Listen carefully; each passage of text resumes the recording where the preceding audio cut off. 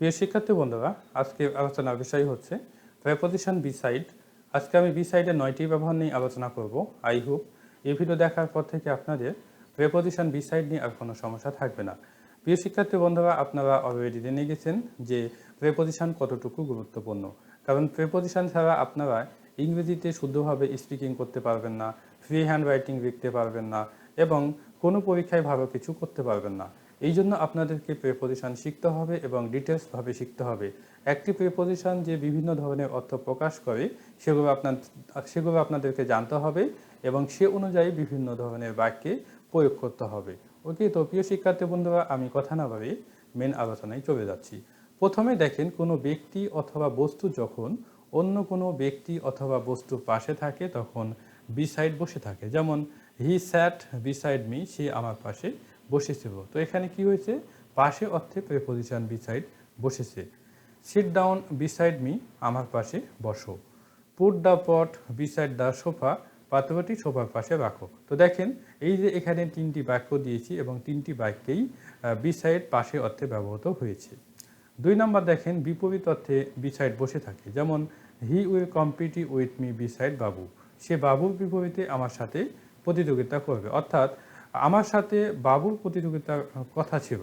অর্থাৎ যে কোনো খেলাধুলা হতে পারে, কিন্তু বাবু প্রতিযোগিতা না করে অন্য কেউ প্রতিযোগিতা করছে। অর্থাৎ একজনের বিপরীতে যখন আরেকজন প্রতিযোগিতা করবে তখন বিপরীত অর্থে প্রেপোজিশন বিসাইড বসে থাকে।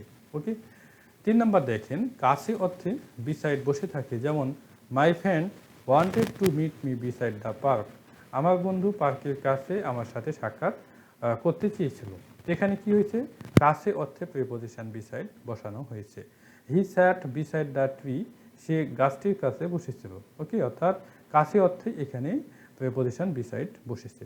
4 নম্বর দেখেন, পরে অর্থে বিসাইড বসে থাকে। যেমন he entered into the room beside me, সে আমার পরে কক্ষে প্রবেশ করেছিল। অর্থাৎ কনফারেন্স রুম হতে পারে, অথবা সেই রুমে হয়তো কোনো মিটিং হবে অথবা কোনো অনুষ্ঠান হবে। অর্থাৎ সেই রুমের কাছে যে হয়তো আপনি আপনার সহকর্মীকে নিয়ে গেছেন বা কোনো বন্ধুকে নিয়ে গেছেন, অর্থাৎ সেখানে হয়তো আপনি আগে প্রবেশ করেছেন, তারপরে আপনার বন্ধু প্রবেশ করেছে। অর্থাৎ একজনের পরে আরেকজন কী করেছে? প্রবেশ করেছে। তো যখন কি হয়? যখন একজনের পরে আরেকজন বোঝানো হয়, অর্থাৎ পরে যখন বোঝানো হয় তখন প্রেপোজিশন বিসাইড বসে থাকে। তো এখানে কি হয়েছে? সে আমার পরে কক্ষে প্রবেশ করেছিল। অর্থাৎ আমি আগে প্রবেশ করেছিলাম, তারপরে সে প্রবেশ করেছিল। ওকে, এবং পরে অর্থে এখানে বিসাইড বসেছে।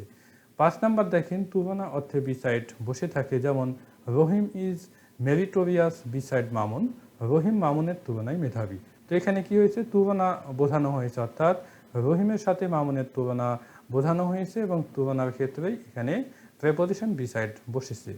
6 নম্বর দেখেন, নিকটে অর্থে বিসাইড বসে থাকে। যেমন there is a pen beside the vase, ফুলদানের পাশে একটি কলম আছে। ওকে, অর্থাৎ ফুলদানের পাশে নিকটে বোঝানো হয়েছে। সবই এখানে পাশে দিয়েছি, তবে এখানে নিকটে হবে, পাশের জায়গাতে নিকটে হবে। এবং নিকটে অর্থে এখানে আমি ইউজ করেছি, পাশে অর্থেও হয়, কিন্তু এখানে আমি নিকটে অর্থে যেহেতু ইউজ করেছি এই জন্য এই পাশের জায়গাটা আপনারা নিকটে দেবেন। 7 নম্বর দেখেন, কথায় জোর দিয়ে পাশেই বোঝাতে বিসাইড বসে থাকে। যেমন the man was beside me, লোকটি আমার পাশেই ছিল। প্রিয় শিক্ষার্থী বন্ধুরা, কথায় জোর দেওয়া বলতে বোঝানো হয় কোনো কথায় জোর দেওয়া অথবা কোনো কাজে জোর দেওয়া, মানে সেই কাজটা করতেই হবে। ওকে, মানে সেই কাজটা করতেই হবে অথবা কাউকে এখানে আসতেই হবে। হ্যাঁ, এরকম যখন কোনো কথায় যখন জোর দেওয়া বোঝানো হয় তখন প্রেপোজিশন বিসাইড বসে থাকে। যেমন the man was beside me, লোকটি আমার পাশেই ছিল। ওকে, অর্থাৎ হয়তো কেউ আপনাকে বলতেছে যে কী ব্যাপার, সেই লোকটি কি আপনার পাশে ছিল? তখন হয়তো সে বলছে যে হ্যাঁ পাশে ছিল, পাশে ছিল। তো হয়তো আপনার সন্দেহ হচ্ছে, তো না, সে আপনার পাশে ছিল না, সেই লোকটি আপনার পাশে ছিল না। তখন হয়তো লোকটি তখন বলছে না, সেই লোকটি আমার পাশেই ছিল। অর্থাৎ এখানে কি গুরুত্ব দেওয়া হয়েছে এবং জোর দিয়ে বোঝানো হয়েছে। ওকে, এবং সেই জোর দেওয়া বোঝাতেই এখানে পাশে অর্থে প্রেপোজিশন বিসাইড বসে থাকে, অর্থাৎ পাশেই অর্থে বিসাইড বসে থাকে। 8 নম্বর দেখেন, আত্মহারা অর্থে বিসাইড বসে থাকে। যেমন by getting GPA 5 in the exam he is beside himself, পরীক্ষায় জিপিএ 5 পেয়ে সে আত্মহারা।